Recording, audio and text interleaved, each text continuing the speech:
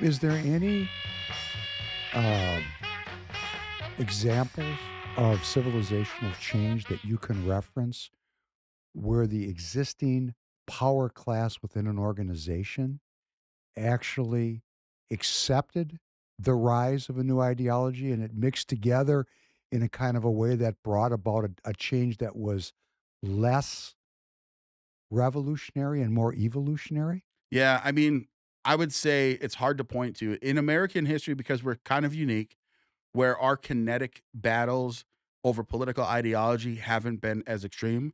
Like, you're still going to have kinetic clashes, right? Think back to the 1920s when in the Democrat Party and after the Civil War, right, and after Reconstruction, there was a sentiment among many Democrats that they weren't getting what they wanted. And all of a sudden, this organization forms basically what becomes the progenitor and then the KKK.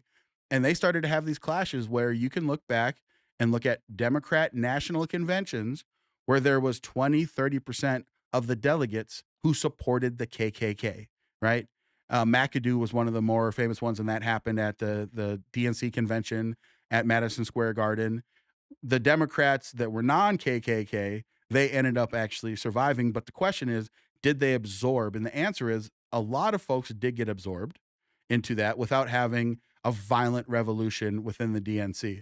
So I do think that in the American experiment, we've been able to, with relatively low kinetic energy, get through these changes. And I still think that the same thing right now is going to happen. And then let's fast forward to the 50s, 60s with the Republican Party again when you started to have more liberal influence challenging, like the big names in the game of like William F. Buckley and folks like that. Uh, they come in and they're like, okay, well, we have this Barry Goldwater character, and this is what he believes, and we need to start making a little bit of a change of the guard. And again, I don't think you had really any kinetic fight there. And eventually, we did absorb these liberals, and that's what became like the neocon party.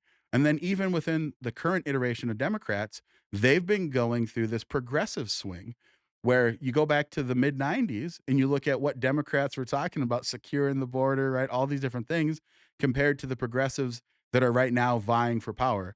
Think the same thing is happening within the Republican Party. But I think there is a difference Sure. because when we fast forward to the current frame, the Democrats have very unceremoniously rejected Bernie Sanders 2 times. Would you agree with that Oh, yeah, statement? 100%. Now, he's the rock star, right? Right. Because the Democrats have Donald Trump to unite against. Sure. So, facing a cleavage between that progressive wing and the more centrist uniparty-ish type of wing, facing that and going, "Man, if we have this fight right now, we'll be out in the wilderness for a very long time."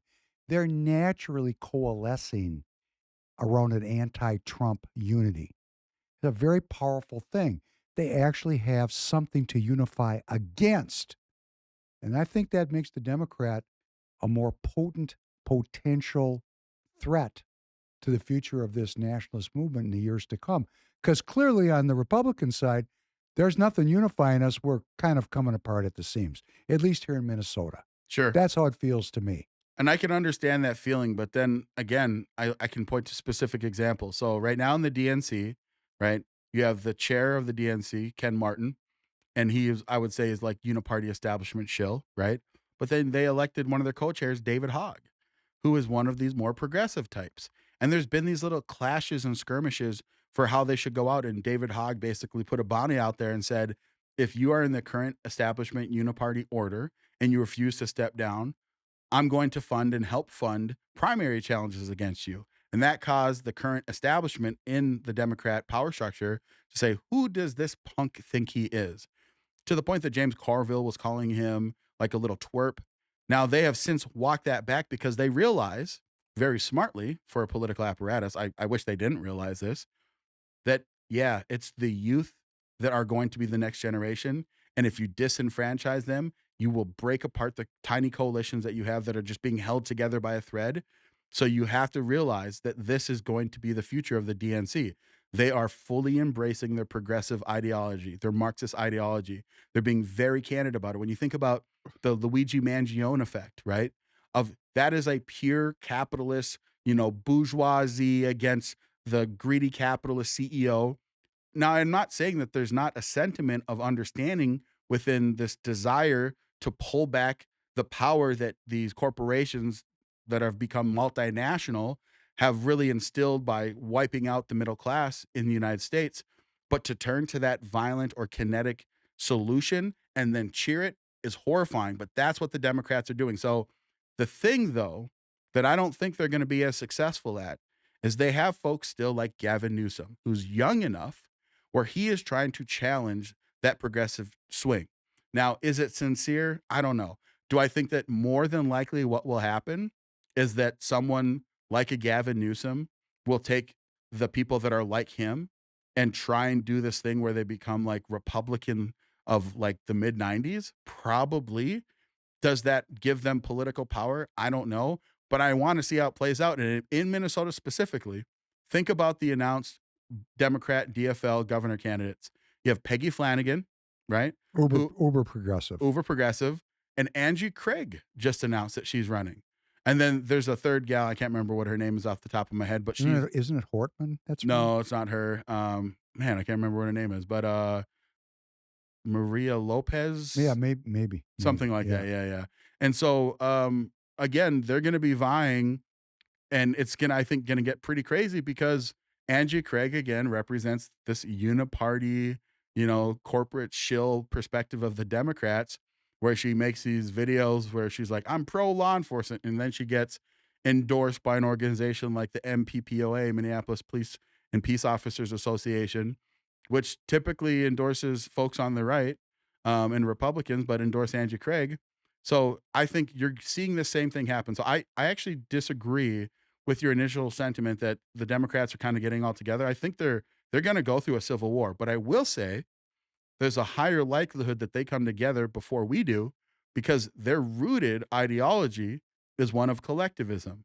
So they will kind of all fall in line eventually when they have their little internal structure. Whereas on the right, we tend to be more individualist minded. Now, of course, you're always going to have groups of people that coalesce and have a shared belief system. But the right, we have far more independence. So I think that our battle will be longer, but I do think that we entered this battle starting in 2015. So we're already 10 years into this battle is what I truly think. So I think we are closer to kind of coalescing and coming together than the Democrats are. I think the Democrats are still going to have a couple of They're years. just starting there. Correct. In your opinion, In what you my think? opinion, I think Well, I think that Kamala losing the way that she lost was their first like, oh wow, like because they tried to have their civil war with Bernie, right? And it didn't work twice. Didn't work in 16, didn't work in 20. they didn't let him. Right. I mean, they really They stopped squashed him. it. They They had those squashed it. super delegates, That's and right, man. they just didn't let him go. They rigged the system. And so it stunted their actual battle. Whereas for the Republicans, we've been battling. And if you kind of look like even just today from the time that we're filming this, ultimately President Trump has been coming out with certain of these, he always has been like anti forever war, but he was like, we'll bomb the Houthis, we'll bomb Yemen. But today he just came out and said, we're not going to be bombing Yemen anymore. Now, I think that's an amazing thing, right? Because of all of the data that we have where you get these blowback phenomena, that there's just a better way to actually care about American interests. Sure, we're going to have allies. Sure, we're going to have agreements. Sure, we're going to have trade agreements with all these different nations and interests. But I think that we have really started to solidify, and there are going to be people that are going to refuse to come along, but I don't think that they're going to find any place to land.